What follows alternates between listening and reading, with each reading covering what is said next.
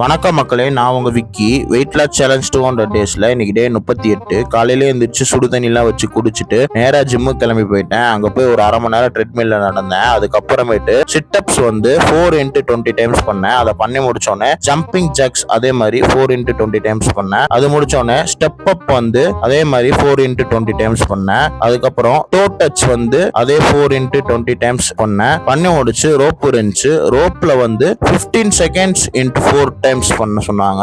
அதை பண்ணிட்டு இருந்தேன். அதெல்லாம் பண்ணி முடிச்சோடனே அப்படியே கொஞ்சம் டயர்ட் ஆயிடுச்சு. டயர்ட் ஆனோடனே அப்படியே கொஞ்ச நேரம் ரிலாக்ஸ் பண்ணலான்ட்டு ஜிம்லயே கொஞ்ச நேரம் அங்கிட்ட நடந்துட்டு இருந்தேன். அதை முடிச்சுட்டு அப்படியே நம்ம நேரா வீட்டுக்கு போயிட்டேன். வீட்டுல போய் குளியல போட்டு ஃப்ரெஷ் அப் ஆயிட்டேன். ஃப்ரெஷ் அப் ஆன உடனே காலை உணவுக்கு நான் ஓட்ஸ் தான் எப்பவும் போல எடுத்துக்கிட்டேன்.